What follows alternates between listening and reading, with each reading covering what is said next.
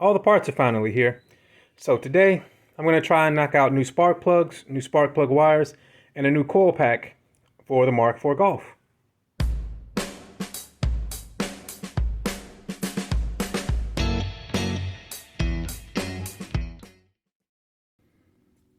The first thing I need to do is set the proper gap for the spark plugs. These are various spark plug gap tools and feeler gauges I've accumulated over the years, and they all will work. So I'm going to use one of these because they're just easier to deal with.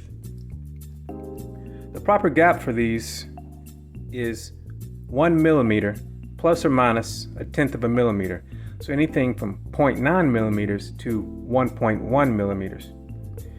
And these have different wires on them, and this one here falls within that range. So I will use this to check the gap on the spark plugs. I am just going to, okay, now these have 3 tips on it. So what I'm going to do is slide it in the side like this. See if the camera can pick it up. And it barely goes in there. It just barely goes in there sideways. It just doesn't.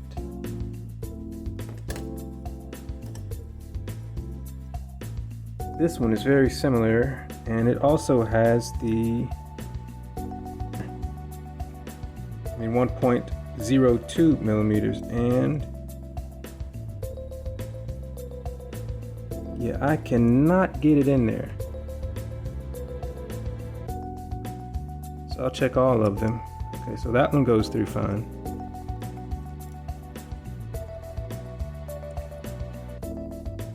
And that one just goes through. But this one's a bit tight. So I'm just going to use this and bend it out a skosh, just till I felt a little tension on it, and it should. Now it slides in. Now, to make sure that it's not too big, there is 1.12. Yeah, so that one doesn't fit, and there should be one below it. Not on this one. This one has 0.89, basically a 0.9 millimeter. So that fits. That one fits tight. The next one up doesn't fit. So I'm gonna call that good. And I played the same game with the other 3 spark plugs. My 99 MK4 with the AEG engine calls for these spark plugs. The other MK4s call for different ones. So now I'm ready to go pull the other spark plugs. If you're not familiar, this is a spark plug socket. It has some rubber in there that holds on to this white part on the spark plug, such that when you're installing them, it holds it. It's very convenient. The spark plugs on this car live here, just in there on the end of that cable that you can barely see. Right there, and right there. The 2 on the outside are easy to get to, but the 2 that are underneath the intake manifold may be a bit more challenging. There's a connector right here that I'm going to remove to make it easier to get to the spark plugs that are underneath the intake manifold. There's also one on this side.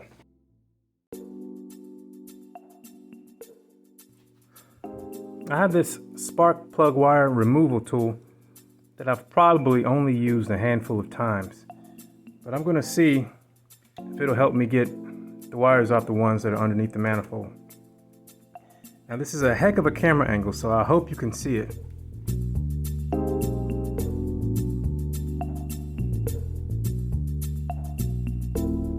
think that did it.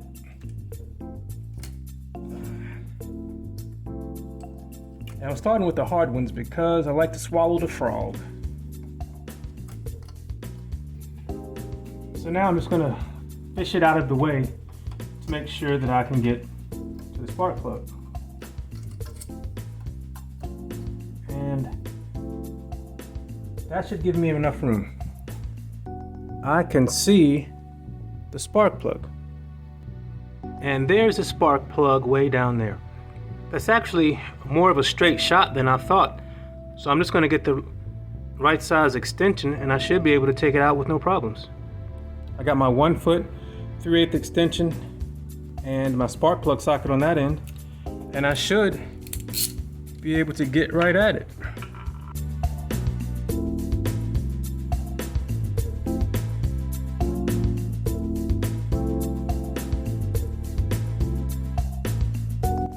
There you go.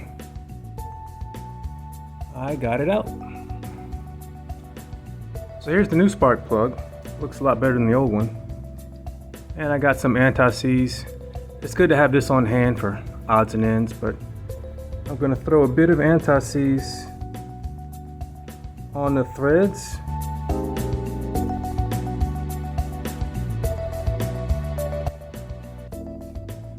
Now I'm just gonna install it.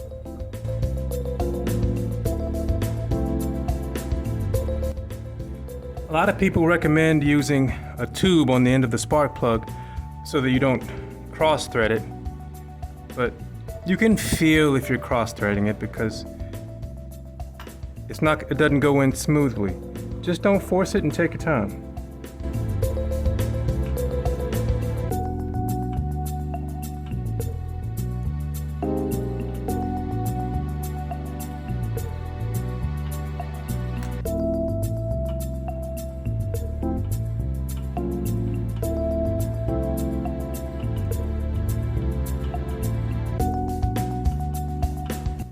I'm going to wind this all the way down until it stops.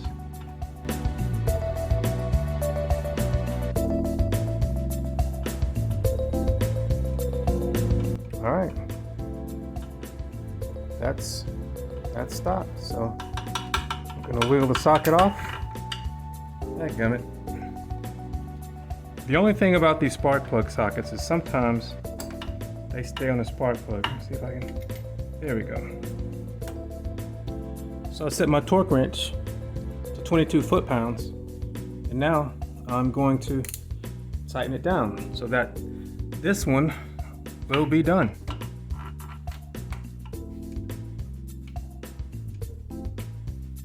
All right, I'm gonna attack this side the same way.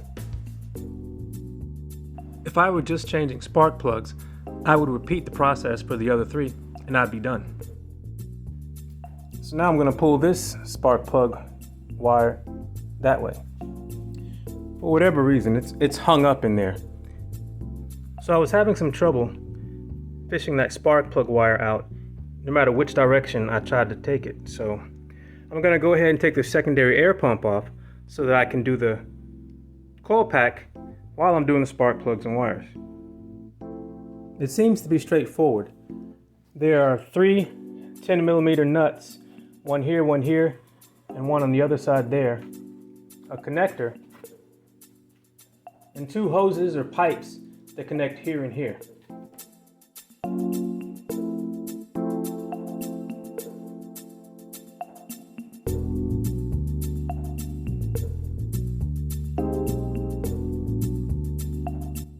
See, I don't know what was going on with this car before I got it, but I'm pretty sure there's supposed to be a tab there that allows this connector to be disconnected easier. And it's gone. And I do not want to fight it right now. So I'm just going to see if, after I remove these nuts, if I can move this secondary air pump out of the way enough to get to the coil pack. And I'll have to come back to this later. Maybe another order or another trip to the junkyard.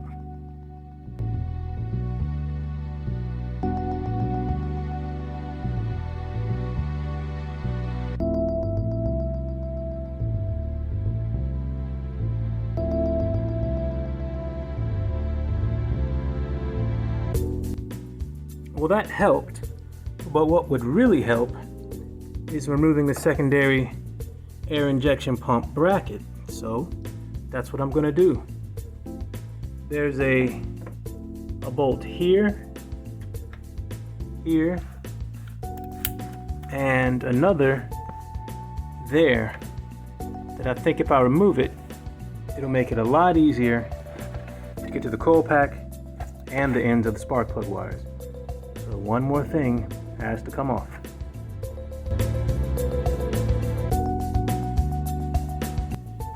I would love to find a way to delete this secondary air injection pump.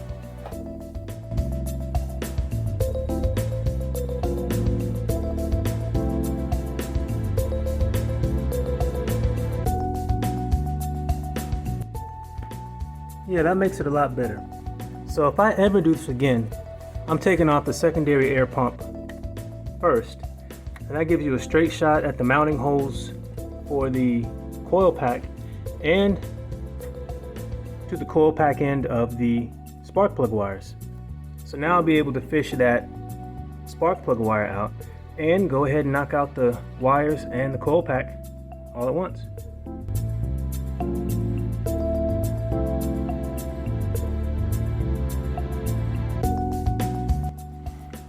With both sides disconnected, I was able to pull the spark plug end connection all the way out, line it up, and fish it through.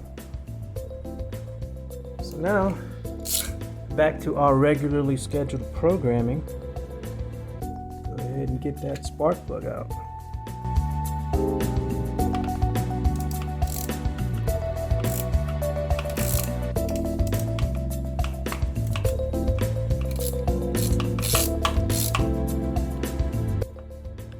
It was way too easy to remove this spark plug. At this point, I was hoping that it just wasn't installed properly and that there wasn't a bigger issue. All right, there she is.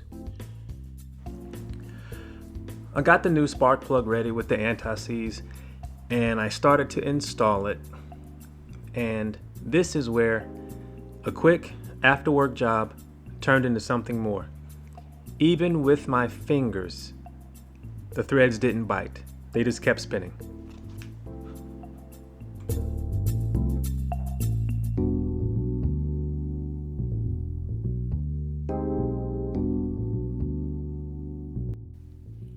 Well, it looks like I have stripped spark plug threads. So now I need to take the intake manifold, all that off, so that I can get to it and see what I can do to fix it. I'm hoping I don't have to replace the whole head. This is a look at where the head accepts the spark plug. And as you can see, the threads are completely ruined. So these are the spark plugs I removed from the Golf. And if you look closely, you'll notice that one is different. And these are in the orientation that they were installed in the car. So if you're facing the front of the car, this was the leftmost one, this was the rightmost one. And this is the one that had the stripped threads. So if you look at the gasket, you can see that all the other ones have been compressed and this one hasn't. So whoever installed these last, they should have known that something was up. And that is the only spark plug that shows evidence of combustion byproducts getting past the seal. Notice the soot and the dark areas that it has that the other ones do not. Since I was only prepared to do a quick tune-up job, I guess fixing the head and finishing the spark plug wires in the coil pack would be a job for another video. If you'd like to see how I finish this job and how I tackle the rest of the problems I have on my old Mark IV Golf, hit subscribe. Thanks for watching. Take care.